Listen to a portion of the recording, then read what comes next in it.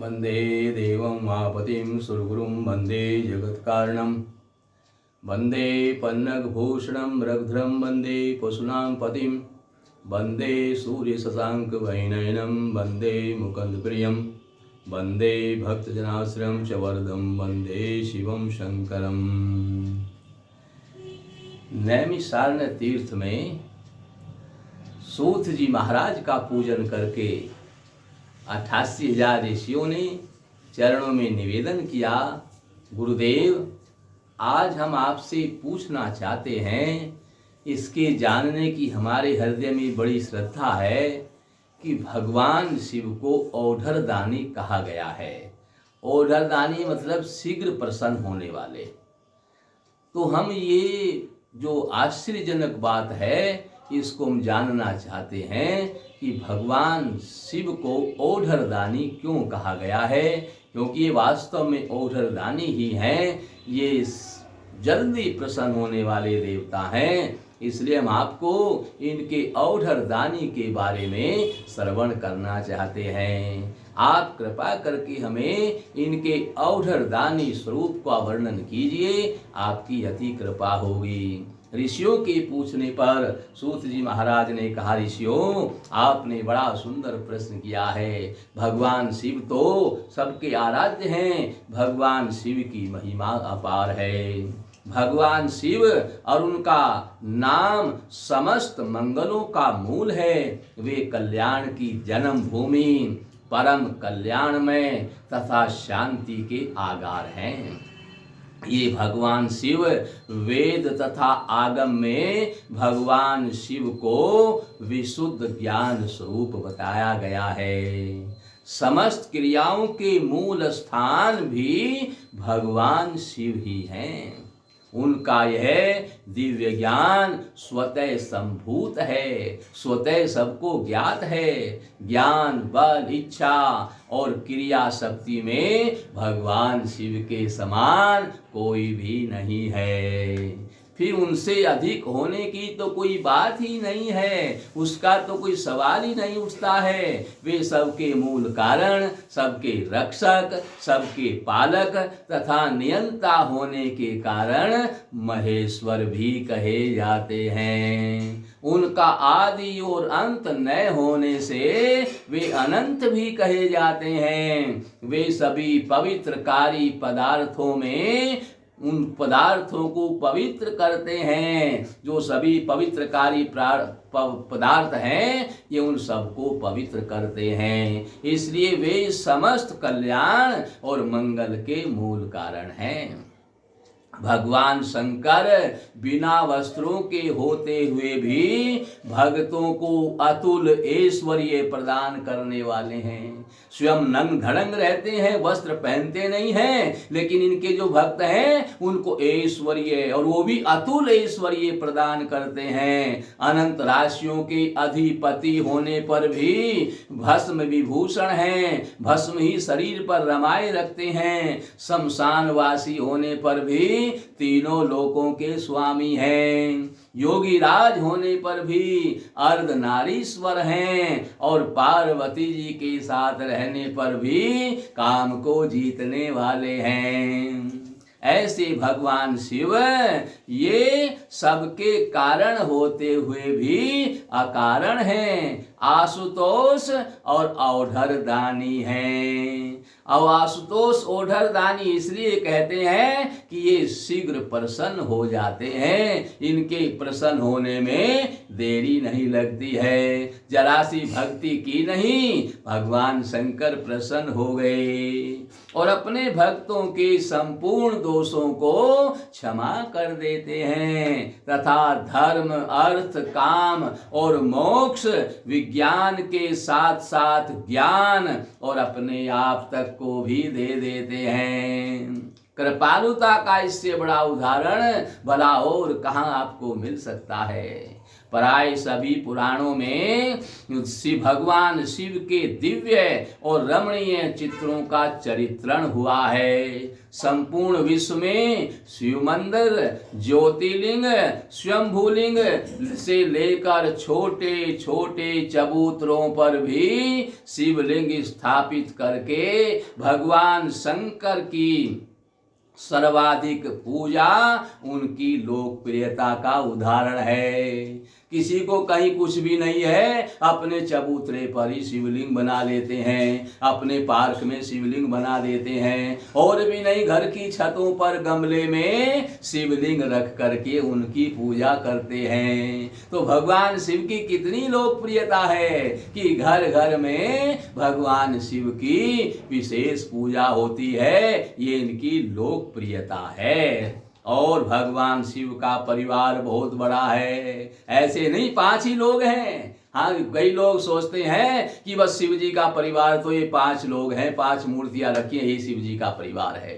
शिव जी का परिवार भी बहुत बड़ा है। वहां सभी द्वंद्वों और द्वैतों का अंत दिखता है। 11 रुद्र हैं और उतनी ही रुद्राणी भी हैं। 64 योगिनियां हैं और 16 माताएं हैं और भैरवादी इनके सहचर तथा सहचरी हैं। माता पार्वती की सखियों में विजया आदि का वर्णन आता है, ये बहुत प्रसिद्ध हैं। गणपति परिवार में उनकी पत्नी बुद्धि और सिद्धि हैं। उनके शुभ और लाभ 2 पुत्र हैं। उनका वाहन मूषक है। कार्तिकेय की पत्नी देवसेना है और वाहन इनका मयूर है। भगवती पार्वती का वाहन सिंह है और स्वयं भगवान शंकर धर्मावतार नंदी पर आरूढ़ होते हैं। ये नंदी धर्मराज के अवतार हैं। और स्कंद पुराण में वर्णन आता है कि एक बार भगवान शिव को प्राप्त करने की इच्छा से, इनका वाहन बनने की इच्छा से तप करने लगे। इन्होंने घोर तपस्या की और इनकी तपस्या से भगवान शिव प्रसन्न हुए और बोले क्या इच्छा है। इन्होंने कहा मैं आपका वाहन बनना चाहता हूँ। तभी भगवान शिव ने इनको अपना वाहन बनाया और ये धर्म ही नंदी वृषभ के रूप में सदा के लिए भगवान शिव के वाहन बन गए। वर्षों ही भगवान धर्म है। बाण, रावण, चंडी, भृंगी आदि शिव के मुख्य पार्षद हैं और इनके द्वार रक्षक के रूप में कीर्ति मुख प्रसिद्ध है। भगवान शिव की पूजा करते हैं तो द्वार पर कीर्ति मुख रहते हैं, नंदीश्वर रहते हैं। इनकी पूजा करने के बाद ही आपको मंदिर में जाने की अनुमति मिलती है और उसके बाद ही पूजा का विधान है। इससे भगवान शंकर परम प्रसन्न होते हैं। यद्यपि भगवान शंकर सर्वत्र व्याप्त हैं, तथापि काशी और कैलाश इनके मुख्य स्थान हैं। भक्तों के हृदय में तो ये सदा ही निवास करते हैं। इनके मुख्य आयुध त्रिशूल, टंक जिसको छैनी बोल देते हैं, कृपाण, वज्र, अग्नियुक्त कपाल, सर्प, घंटा, अंकुश, पास और पिनाक धनुष हैं। भगवान शंकर के चरित्र बड़े ही अद्भुत हैं और अनुकंपा पूर्ण हैं, उदारता पूर्ण हैं। वे ज्ञान, वैराग्य तथा साधुता के परम आदर्श हैं। भगवान शंकर की महिमा का वर्णन कौन कर सकता है। आप भयंकर रुद्र रूप हैं तो भोलानाथ भी हैं। आप दुष्ट दैत्यों के संहार के लिए काल रूप हैं तो दीन दुखियों की सहायता करने में दयालुता के समुद्र भी हैं। जिसने आपको प्रसन्न कर लिया उसको मन माना वरदान मिल गया। रावण को अटूट बल दिया, भस्मासुर को सबको भस्म करने की शक्ति दे दी। यदि भगवान विष्णु मोहिनी रूप धारण करके न आते तो स्वयं भोलानाथ भी संकटग्रस्त हो जाते, और आपकी दया का तो कोई पार ही नहीं है। मार्कंडेय जी को अपनाकर आपने यमदूतों को भगा दिया। आपका त्याग अनुपम है। अन्य सभी देवता समुद्र मंथन से निकले हुए लक्ष्मी, कामधेनु, कल्पवृक्ष और अमृत आदि ले गए, पर आपने अपने भाग का हलाहल पान करके संसार की रक्षा करके नीलकंठ बन गए।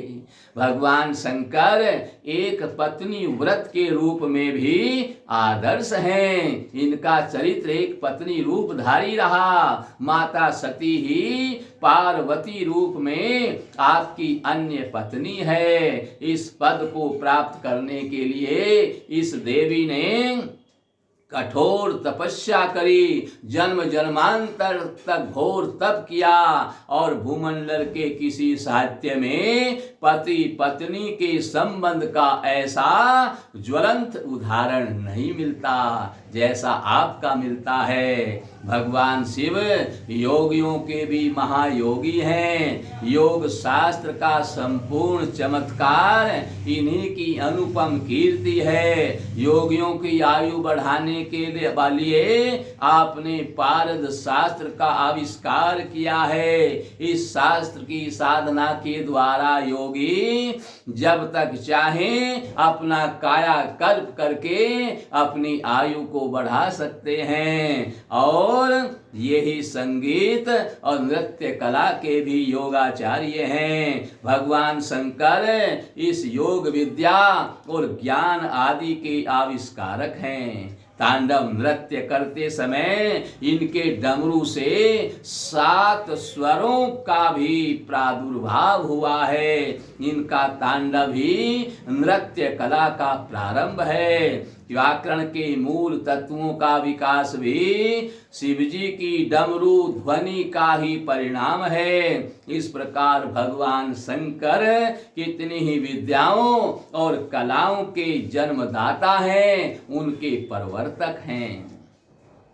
संस्कृत साहित्य में ऐसा कोई ग्रंथ नहीं है जिसमें भगवान शंकर के चरित्र का उल्लेख ना किया गया हो। ये ही देवों में देव महादेव और आर्य जाति के आद्य देवता हैं। जहाँ जहाँ आर्य जाति की संस्कृति की पहुँच हुई है, वहाँ वहाँ भगवान शिव की स्थापना हुई है। इनकी अक्षय कीर्ति, लीला, ज्ञानवत्ता आदि के वर्णन से सभी शास्त्र और पुराण मंडित हैं। सभी शास्त्र पुराणों में इनके चरित्रों का विशेष वर्णन किया गया है। लिंग रूप से आपकी उपासना का तात्पर्य है कि शिव पुरुष लिंग रूप से इस प्रकृति रूपी संसार में स्थित हैं। यही सृष्टि की उत्पत्ति का मूल रूप है। त्र्यंबकम यजामहे शिव उपासना का वेद मंत्र है। ऐतिहासिक दृष्टि से सबसे पहले शिव मंदिरों का उल्लेख है, और जब भगवान श्री रामचंद्र ने लंका पर चढ़ाई की तब रामेश्वर की स्थापना करके उनके नाम से शिव की स्थापना और पूजा की थी। काशी में काशी विश्वनाथ की पूजा अत्यंत प्राचीन है। इस प्रकार भगवान शंकर आर्य जाति की सभ्यता और संस्कृति के पूरे उदाहरण हैं। हिमालय पर्वत पर निवास भौगोलिक संकेत है। तप योग करना आर्य संस्कृति का प्रधान सिद्धांत है, और आध्यात्मिक ज्ञान उपदेश आर्य संस्कृति का प्रधान तत्व है। ये भगवान शिव सबका कल्याण करते हैं और इनकी पूजा अर्चना अनंत काल से चली आ रही है। भगवान शिव की आराधना करके संसार के सभी अमंगल दूर हो जाते हैं। भगवान शिव की आराधना जिसने भी की है उसने शिव तत्व को प्राप्त कर लिया है। भगवान शिव ही आदि सृष्टि के देवता हैं। यही इनका न आदि है न इनका अंत है। भगवान शिव की पूजा के बिना कोई देवता प्रसन्न नहीं होता। नारायण, राम, कृष्ण आदि देवता इनकी पूजा के बिना प्रसन्न नहीं होते हैं, क्योंकि ये आदि शक्ति हैं। भगवान शिव अनादि काल से चले आ रहे हैं। इनकी पूजा अर्चना करके सभी अमंगल दूर हो जाते हैं। भगवान शिव की आराधना सर्वोपरि है, इसलिए हमें प्रतिदिन भगवान शिव की आराधना करनी चाहिए। ये ऐसे देवता हैं और देवताओं की आप कई कई घंटे तक पूजा करते हैं तब भी आपकी सुनते नहीं हैं। और ये भोलेनाथ सवेरे स्नान करके ब्रह्म मुहूर्त में एक लोटा जल आपने चढ़ा दिया, आपकी जो भी कामनाएं हैं वो पूर्ण हो जाती हैं। आपके शरीर में असाध्य रोग हैं, सभी आपकी जो है कहीं रोग की चिकित्सा नहीं हो रही है, बीमारी का कोई अता पता नहीं चल रहा है, तो प्रतिदिन एक बिल्व पत्र लेकर के भगवान शिव को एक लोटा जल से स्नान कराइए और एक बेल पत्र उनके सिर पर चढ़ा दीजिए। शिवलिंग पर बेल पत्र चढ़ाने से आपके कायाकल्प हो जाएगा और आपके शरीर का रोग दूर हो जाएगा। आपको धन संपत्ति की आवश्यकता है, घर में दरिद्रता आ गई है, तो भगवान शिव को एक लोटा जल चढ़ा करके 4 चावल के दाने उस शिवलिंग पर आप चढ़ा दीजिए, दरिद्रता दूर कर देते हैं। 1 चम्मच हल्दी भगवान शिवलिंग पर आप चढ़ा दीजिए, आपकी सारी दरिद्रता दूर हो जाएगी। ऐसे भगवान शिव हैं, ये औढ़र दानी है, ये जल्दी प्रसन्न होने वाले हैं। इनको जल्दी प्रसन्न करने के लिए 1 लोटा जल चढ़ा करके 1 चम्मच हल्दी इनके सिर पर चढ़ाओ, थोड़े से चावल चढ़ाओ, तो आपकी दरिद्रता दूर कर देते हैं। 1 लोटा जल शिवलिंग पर चढ़ा करके 1 बिल्व पत्र इनके सिर पर चढ़ाओ। इनके शिवलिंग पर 1 बिल्व पत्र चढ़ाने मात्र से ही ये आपके रोगों को दूर करते हैं। भगवान शिव आपके आराध्य हैं। भगवान शिव को धूप, दिवी, दीप और नैवेद्य से प्रतिदिन पूजन करना चाहिए। भगवान शिव की आराधना करके दूर बैठ करके इनकी आरती पूजा करनी चाहिए। कई लोग क्या करते हैं, शिवलिंग के ऊपर ही धूप बत्ती रख देते हैं, एक घी की बत्ती बना करके जला करके इनके शिवलिंग पर चिपका देते हैं। ऐसे पूजा थोड़ी है। आपके शरीर पर अगर कोई धूप बत्ती रख दे, एक घी की बत्ती जला करके चिपका करके रख दे, तो आप प्रसन्न हो जाओगे क्या? हैं? जान बचाना भारी हो जाएगी, कपड़े भी जल जाएंगे। ये नंग धड़ंग रहती हैं, इसका मतलब नहीं इनकी खाल पर आप जो है धूप बत्ती लगा दो और चिपका दो। इसलिए दूर से धूप दीप से भगवान शिव की आरती पूजन दूर से करके उनको दूर रख देना चाहिए। पास में नजदीक में रखने से भोलेनाथ प्रसन्न नहीं होते हैं। इसलिए कम से कम 11 फीट की दूरी पर ये एकादश रुद्र हैं, तो बताया कि इनका परिवार बहुत बड़ा है। आपने 5 ही मूर्ति रखी है, तो उसका मतलब ये नहीं कि इनको इतनी जगह चाहिए। इनका बहुत बड़ा परिवार है।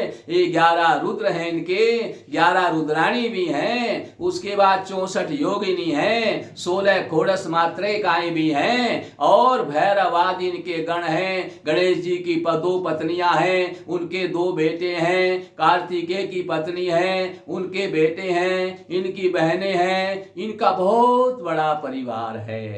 इसलिए कहा है कि धूप दीप 11 फुट दूर जलानी चाहिए। जहां भगवान का शिवलिंग है उससे 11 फुट की दूरी पर आपको धूप दीप जला करके भगवान शंकर को प्रसन्न करना चाहिए। इनके बिल्कुल पास में आप धूप दीप जलाओगे तो भगवान शंकर प्रसन्न नहीं होंगे।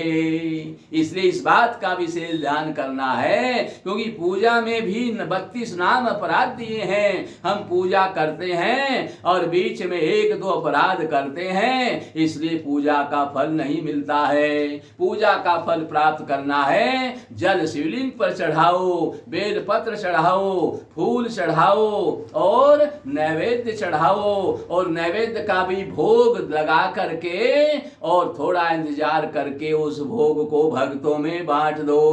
वहीं पर रखा रहेगा तो फिर वो ग्रहण करने योग्य नहीं रहेगा, कोई न कोई जल उस पर चढ़ा ही देगा। इसलिए घर में, मंदिर में अगर आपने घर में शिवलिंग रखा है, स्नान करके धूप दीप उसको पास में थोड़ा दूर जलाएं, और मंदिर में जाकर के भी, क्योंकि वहां तो कोई न कोई आकर जल चढ़ाता ही है, इसलिए नैवेद्य आप दूर रख दें भोग लगा करके, जिससे भगवान भोलेनाथ का प्रसाद जितने भक्तों को मिल जाएगा आपका कल्याण हो जाएगा।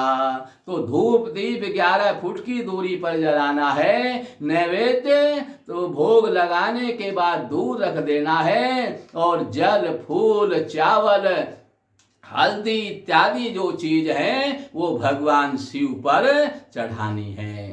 इस प्रकार से भगवान शिव जल्दी प्रसन्न होंगे, क्योंकि औढ़र दानी है और आपका कल्याण करेंगे। बोलिए औढ़र दानी भगवान शंकर की।